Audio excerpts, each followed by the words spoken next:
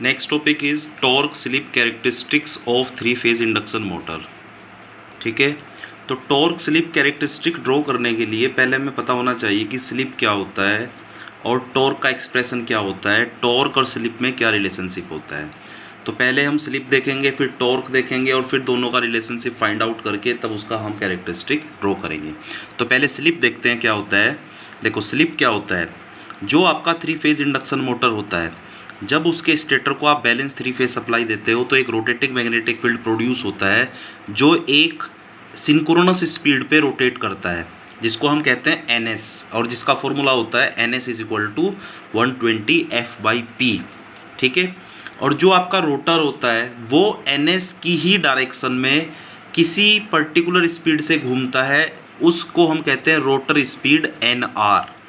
ठीक है, तो हमेशा NS और NR के बीच में एक डिफरेंस होता है जिसको हम कहते हैं स्लिप।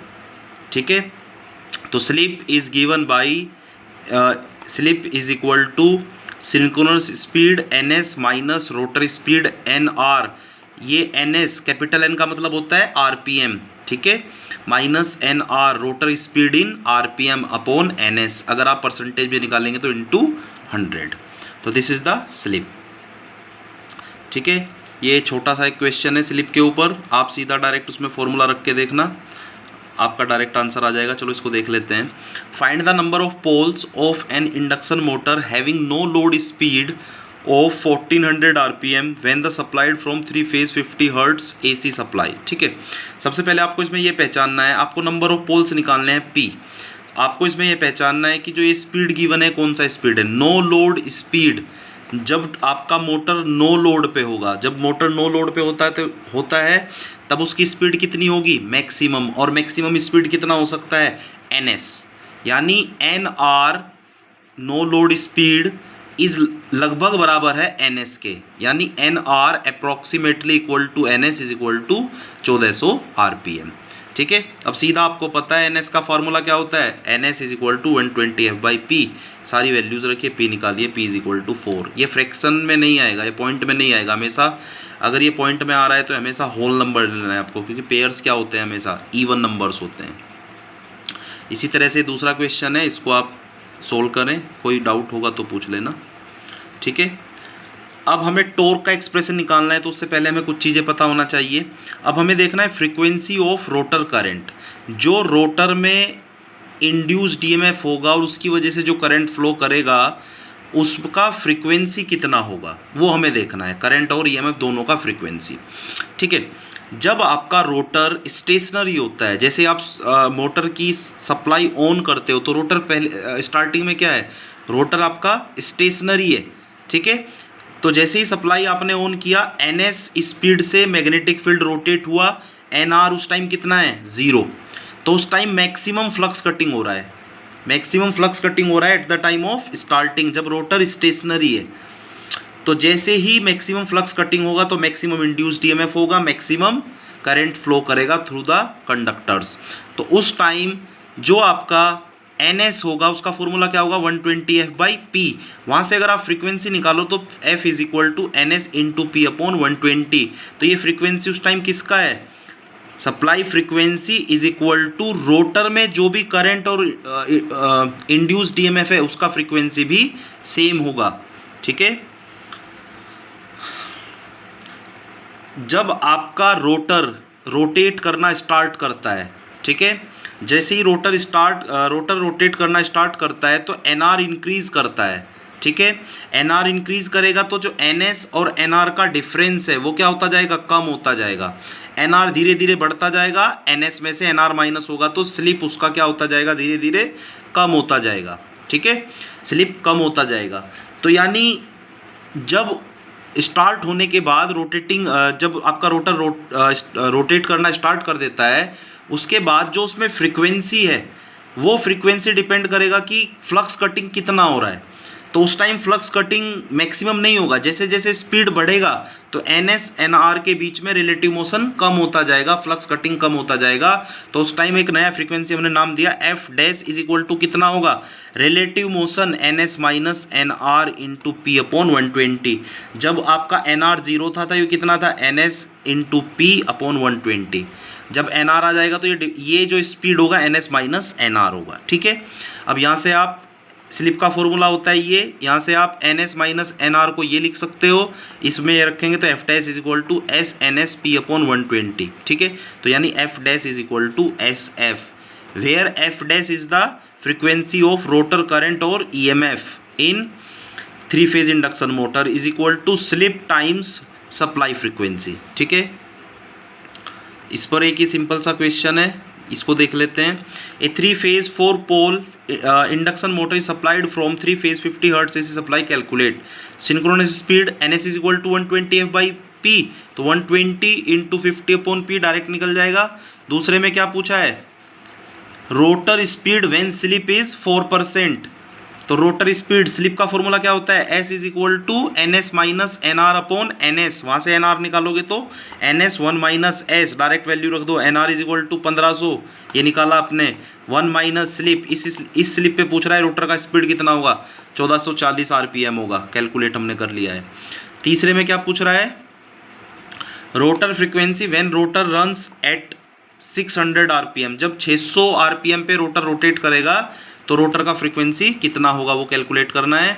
तो आपको पता है कितना होता है, जो S डैश होगा आपका स्लिप, नया स्लिप निकालना पड़ेगा ना आपको, तो NS minus NR upon NS, नया स्लिप आ रहा है इतना, और जो रोटर फ्रीक्वेंसी कितना होता है, rotor frequency F dash is equal to SF, तो ये S कितना है उस time, S dash 0.6 into F, ये निकल के आ जाएगा आपका 30 हर्ट्स। ठीक है, इसी तरह से दूसरा क्वेश्चन है सिमिलरली, इसको आप ट्राई करना, अगर डाउट आएगा तो उसको पूछना। ठीक है, नेक्स्ट इज रोटर EMF। अब आप 3 फेज इंडक्शन मोटर को देखिए, आप कितना वाइंडिंग होता है उसमें, एक स्टेटर वाइंडिंग, एक रोटर वाइंडिंग।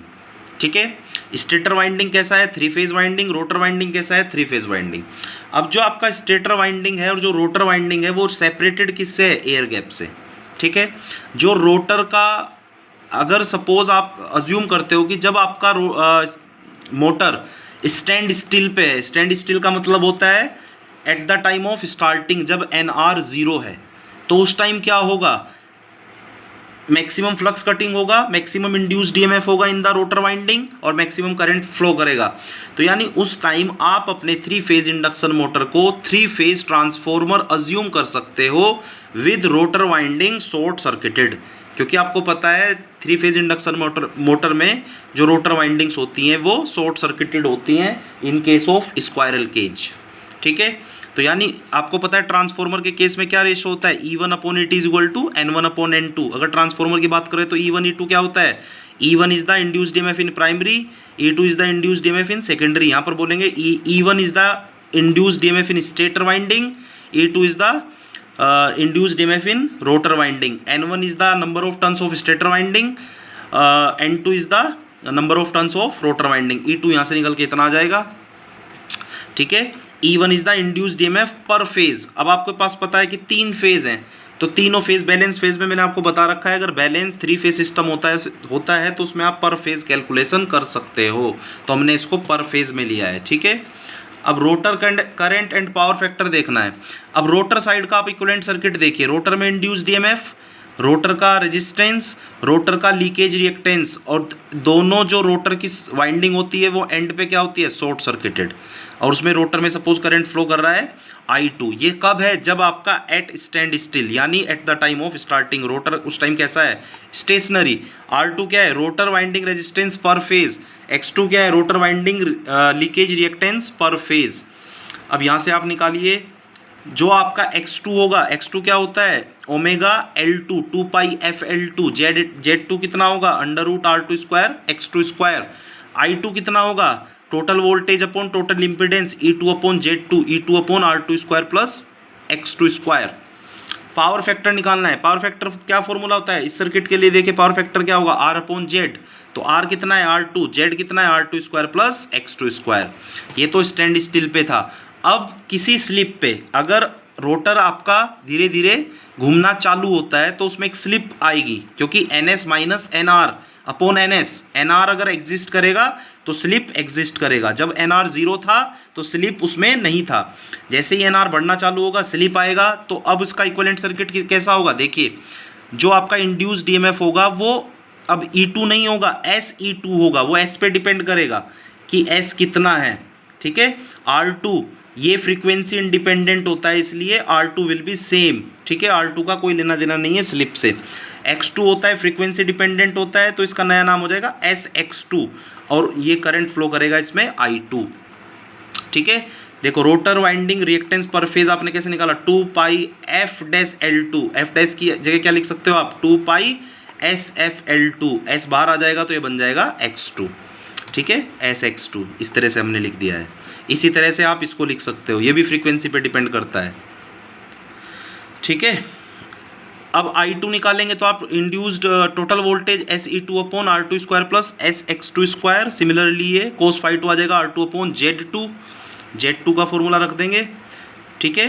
I2 हो जाएगा आपका कितना, अब I2 को देखो मैनिपुलेट करते हैं हम, ठीक है। S को क्या करते हैं, न्यूमरेटर को डिनोमिनेटर को S से डिवाइड कर देते हैं, ठीक है। तो I2 कितना हो जाएगा, E2 under root R2 by S square plus X2 square, इसको ऐसे लिख सकते हैं। अब इस इक्वेशन के हिसाब से देखिए इक्विवेलेंट सर्किट कैसे चेंज हो जाएगा, इसको सेटिस्फाई करना चाहिए इस इक्वेशन को। वोल्टेज कितना आ रहा है E2, रिएक्टेंस कितना है X2, करंट कितना होगा I2, और जो रेजिस्टेंस होगा वो कितना होगा R2 बाई एस, इसका स्क्वायर तभी तो आएगा, ये टोटल जेड तभी तो बनेगा, तो ये हो जाएगा आपका R2 बाई एस, ठीक है। This is the equivalent circuit.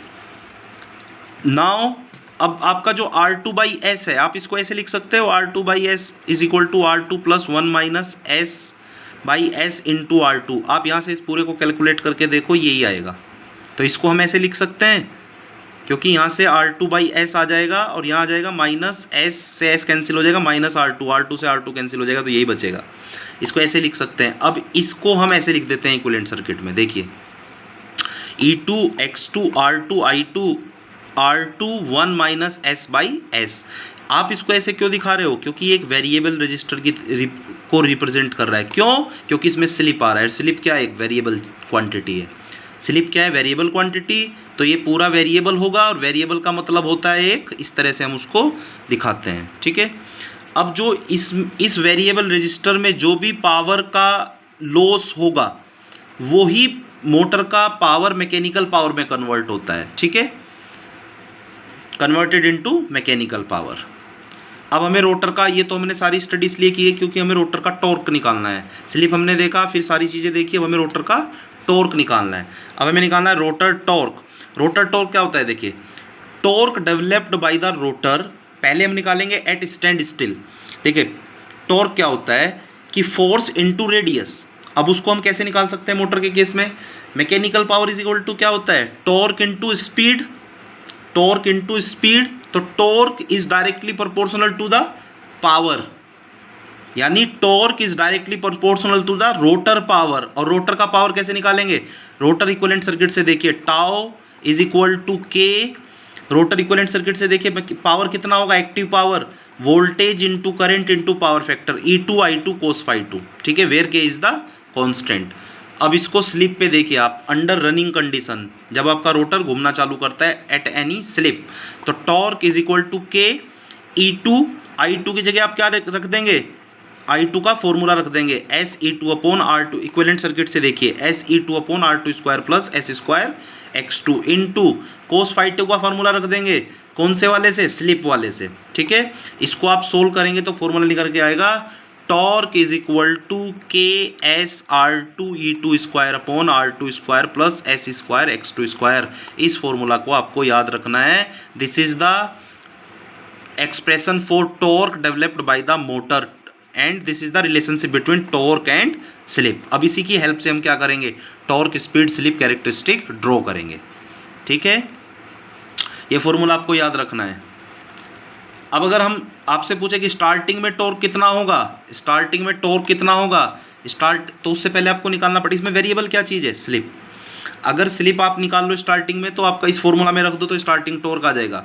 Starting में स्लिप कितना होता है, स्टार्टिंग और एट स्टैंड स्टिल स्लिप कितना होता है, S is equal to N S minus N R upon N S. Starting में एन आर कितना होता है 0, तो N S minus 0 upon N S upon N S that is 1। तो यानी स्लिप होता है 1 की वैल्यू एस की जगह 1 रख दो तो ये एक्सप्रेशन आ जाएगा, this is the starting torque. ठीक है, अब इस एक्सप्रेशन में देखिए आप स्टार्टिंग टॉर्क वाले में जनरली क्या है, इसमें सारी चीज़ें क्या कांस्टेंट है, के कांस्टेंट है, R2 कांस्टेंट है, R2 X2, तो यानी starting torque is directly proportional to the E2 square. ठीक है,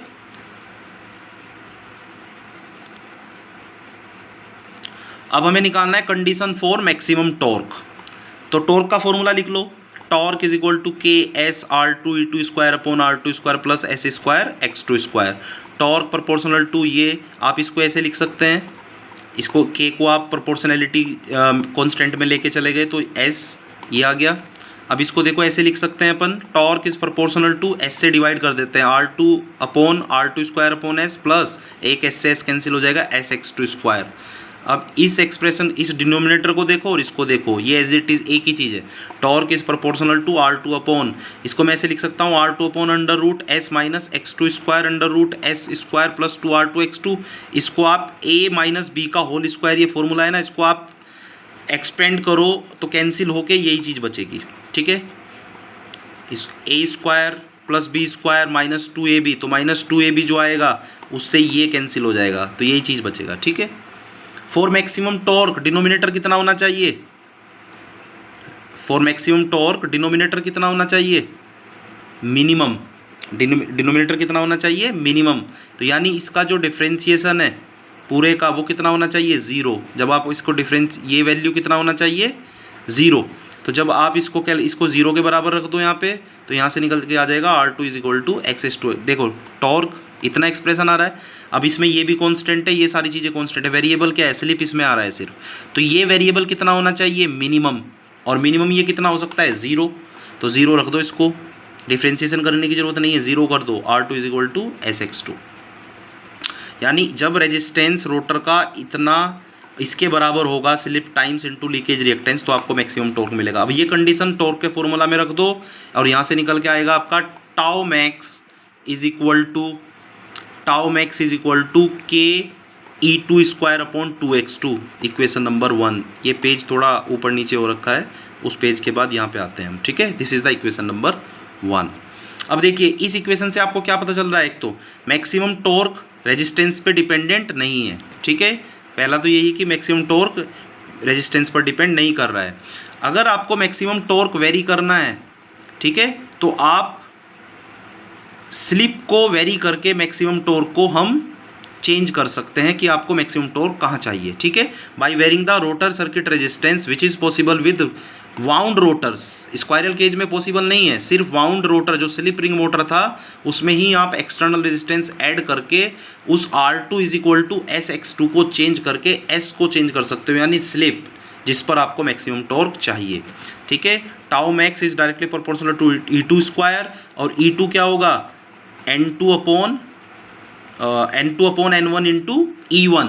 ठीक है, तो E1 जो होगा लगभग E2 प्रोपोर्शनल है E1 के, तो दैट्स वाई E1 और E1 क्या होता है, induced EMF in primary stator winding, और जो लगभग किसके बराबर होता है, सप्लाई वोल्टेज के। That's why tau max is directly proportional to supply voltage square. Tau max आप देखो, टाउ मैक्स के फॉर्मूला में प्रोपोर्शनल टू 1/x2। अगर आपको टाउ मैक्स को और ज़्यादा मैक्सिमम करना है, इसकी वैल्यू मैक्सिमम कितनी होगी, जब इसकी वैल्यू मिनिमम होगी। X2 मिनिमम कब होगा, जब स्टेटर और रोटर के बीच का एयर गैप कम से कम होगा, कम से कम लीकेज फ्लक्स होगा। ठीक है, अब हमें करना है नेक्स्ट जो हमारा मेन टॉपिक है, टॉर्क स्लिप कैरेक्टरिस्टिक्स। ठीक है, टॉर्क स्लिप कैरेक्टरिस्टिक्स और टॉर्क स्पीड कर्व। ठीक है, टॉर्क स्लिप कैरेक्टरिस्टिक बोलो या टॉर्क स्पीड कैरेक्टरिस्टिक बोलो, दोनों एक ही चीज़ है, क्योंकि स्पीड जैसे जैसे बढ़ेगा स्लिप ऐसे ऐसे घटेगा। ठीक है, तो इसमें सबसे पहले क्या करेंगे अपन, टॉर्क का फॉर्मूला लिख लेते हैं। Torque is equal to KS R2 square upon E2 square upon R2 square plus S square X2 square, ये टॉर्क का फॉर्मूला होता है।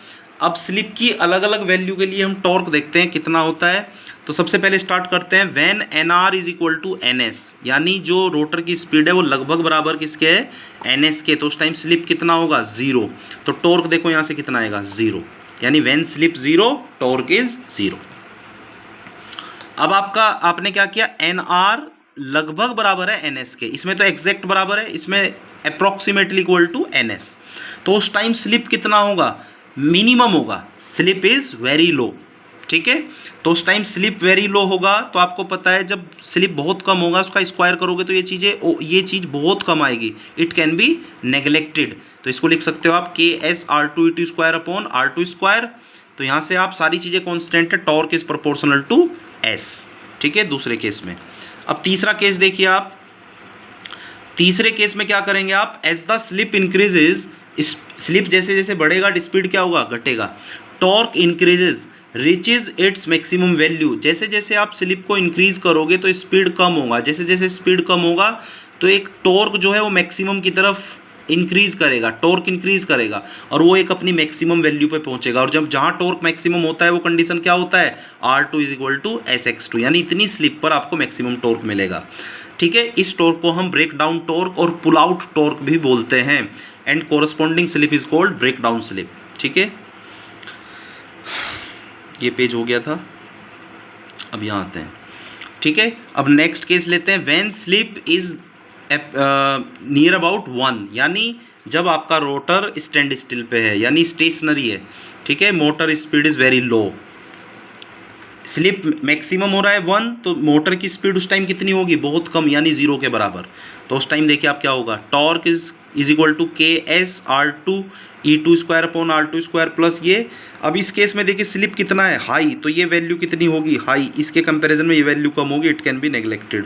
इसको आप ऐसे लिख सकते हो, यहाँ से आप लिख सकते हो torque is proportional to 1 upon S. यानी अब इन सारे एक्सप्रेशन चीज़ों को देखिए आप, और ये आपको कैरेक्टरिस्टिक ड्रॉ करना है। टॉर्क, स्लिप, देखो अगर इस डायरेक्शन में स्पीड इंक्रीज करेगा तो इस डायरेक्शन में स्लिप इंक्रीज करेगा, हमेशा एक दूसरे के क्या होते हैं, रिवर्स। अगर इस डायरेक्शन में स्पीड इंक्रीज कर रहा है तो इस डायरेक्शन में स्लिप डिक्रीज करेगा, मतलब इस डायरेक्शन में इंक्रीज करेगा। यहाँ पर N R is equal to कितना है, एन एस, तो यहाँ पे स्लिप कितना होगा, 0। यहाँ पे एन आर कितना है, 0, तो स्लिप कितना होगा, 1, ठीक है। अब जब हमने N R is equal to N S लिया था, ठीक है, तो उस टाइम स्लिप कितना था, 0, तो टॉर्क कितना था, 0, देखो टॉर्क 0 आ रहा है।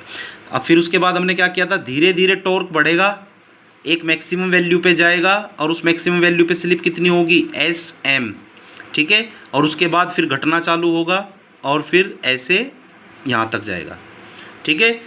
इसी तरह से आपने अलग अलग रोटर रेजिस्टेंस के लिए लिया है, R2, R2 dash, R2 double dash, तो ये R2 के लिए है, R2 डैश के लिए, R2 डबल डैश के लिए, यानी रोटर के रेजिस्टेंस को चेंज करके आप मैक्सिमम टॉर्क की पोजीशन को चेंज कर सकते हैं। कैसे, R2 is equal to SX2, यानी R2 को बदल के आप S को बदल सकते हो, क्योंकि X2 कांस्टेंट होता है। S मतलब स्पीड को बदल सकते हो, किस स्पीड पर आपको मैक्सिमम टॉर्क लेना है। तो यानी यहाँ पर आप स्लिप को, स्पीड को चेंज करके किस स्लिप और स्पीड पे आपको मैक्सिमम टॉर्क लेना है, उसके मैक्सिमम पॉइंट को आप चेंज कर सकते हो, ठीक है। तो this is the torque speed characteristics of 3 phase induction motor. This is the most important topic of this unit, ठीक है। इसके भी पेपर में आने के काफ़ी चांस हैं, ठीक है। Thank you. चलो इसमें एक चीज़ और देख लेते हैं, जो आपका रोटर रेजिस्टेंस है उसका क्या इफेक्ट होगा। देखो मैक्सिमम टॉर्क क्या है, के ई टू स्क्वायर अपॉन 2x2। इस इक्वेशन से क्लियर है आपको कि जो आपका मैक्सिमम टॉर्क है वो रेजिस्टेंस पे डिपेंड नहीं कर रहा है, उसका मैग्नीट्यूड रेजिस्टेंस पे डिपेंड नहीं कर रहा है, लेकिन वो किस पॉइंट पर होगा वो R2 पर डिपेंड करेगा। किस एक्सप्रेशन से, R2 is equal to SX2, ठीक है। Thank you.